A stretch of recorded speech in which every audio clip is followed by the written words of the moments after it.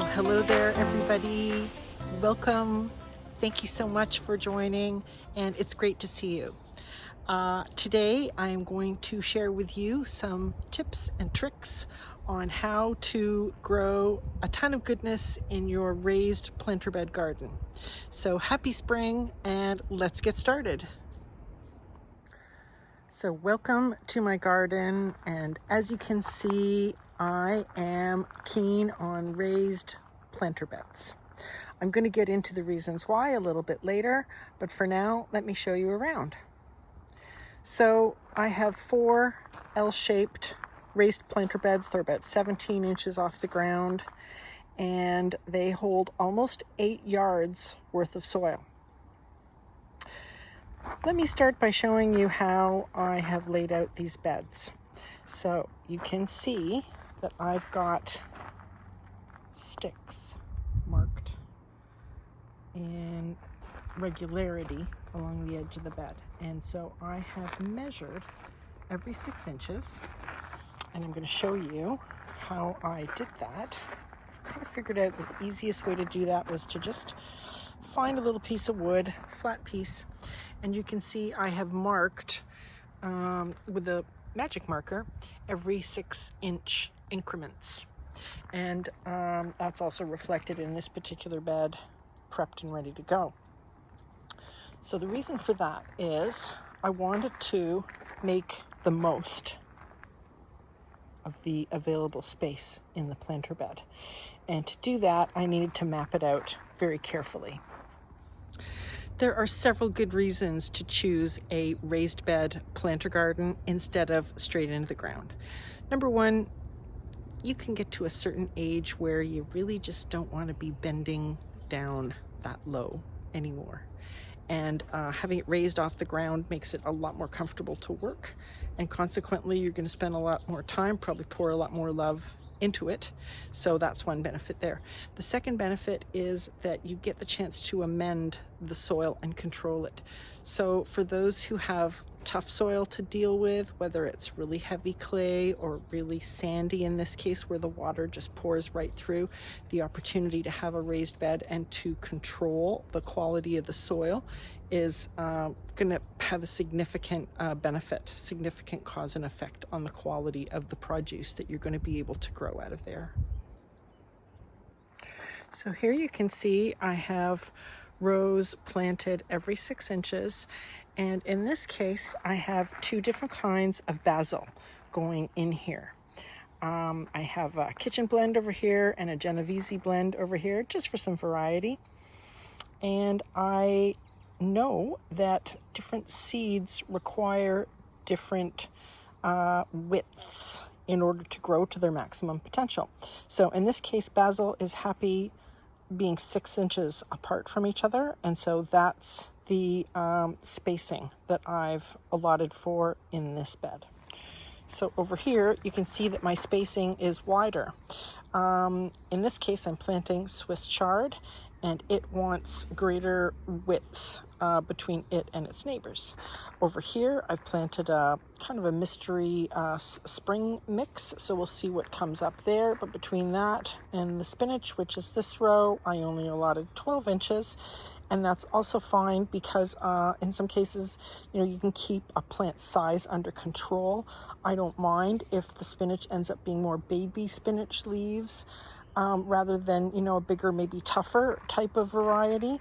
And then in this case, I've planted arugula every 6 inches here once again. So the ability to map out your space means you can really, maximize your growing space and your yield. I am very fond of saying it's always good to have a plan. So as you can see, I've created my garden bed and mapped out the seeds that I'm going to put in the ground, and I've done that to carefully consider lighting conditions as well as varying heights and spaces between plants. And so I have showed you what I've planted in here. This is where the basil is living, and this is where the spinach greens are, the salad greens are all living. And over here is where the onions are freshly planted. And over here is going to be the next area of focus for planting. So let's check it out. That one, so this bed here is going to be this bed here.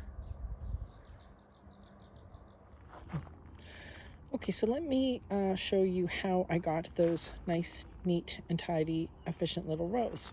So as you can see, I've got a board right here, and that just helps me to line up my measurement and also keep a nice straight line. So I'm going to go ahead and just do like a trench.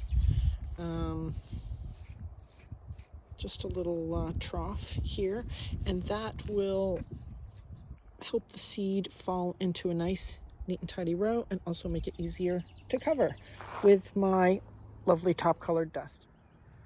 So let me show you around a seed packet. I was mentioning earlier that different seeds have different requirements. For example, the depth that you plant the seed at, often related to the size of the seed, and also the space between rows.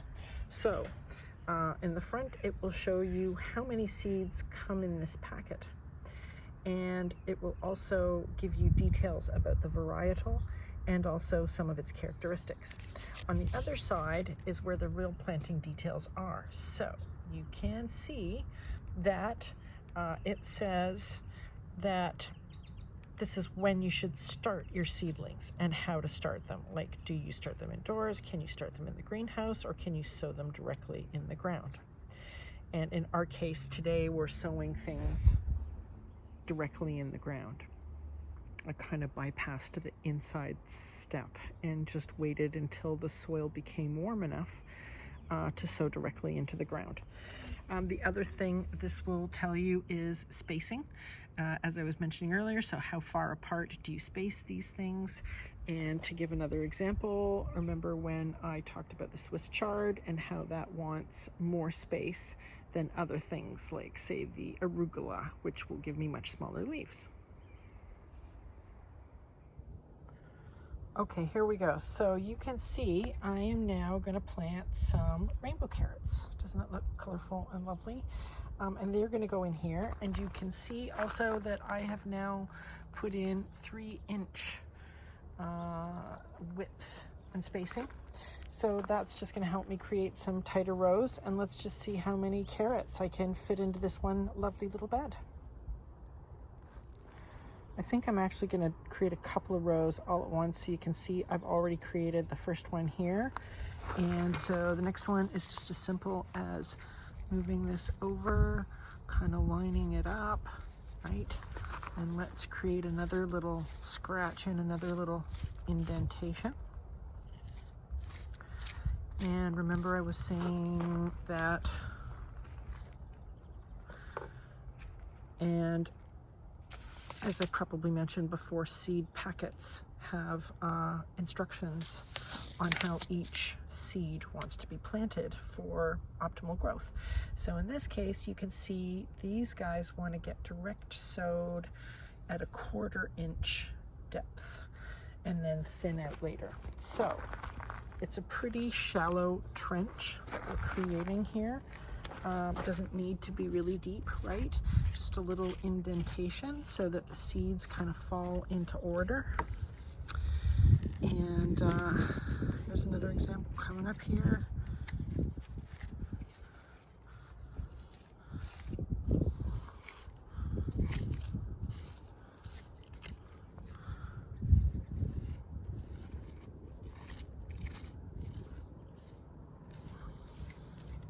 Like so.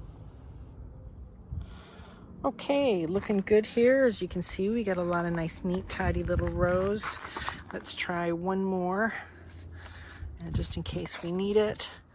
And you can also see another benefit of creating this row is that it just gets some of the chunky bits of the soil out, so that it, you know, is just sort of easier, more gentler soil for those seeds to germinate and then take root.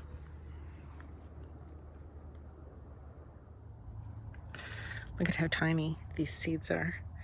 Okay, so they're about to go in the ground. I'm going to pinch them like a pinch of salt and kind of disperse them, scatter them, kind of roll them across my fingers and put them in the bottom of the trough. Okay, so here is the technique.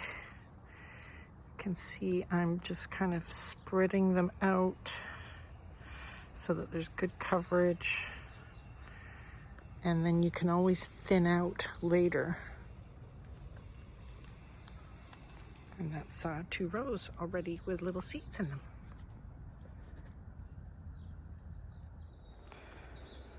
Here's another handy tip for how to kind of cover up these little seeds, kind of tuck them to bed, and so they get the best result. Really the best contact with the soil. And again, this is the stuff that's really light and fluffy. So as you can see, I'm just also kind of just lightly crumbling that on top. I'm kind of filling the trench a little bit, and I'm filling it in with this lighter material, and that will cover the seeds and help with, you know, good or better contact with the soil, which also needs to remain moist, and that will help to germinate the seed so that many delicious summer garden plants grow.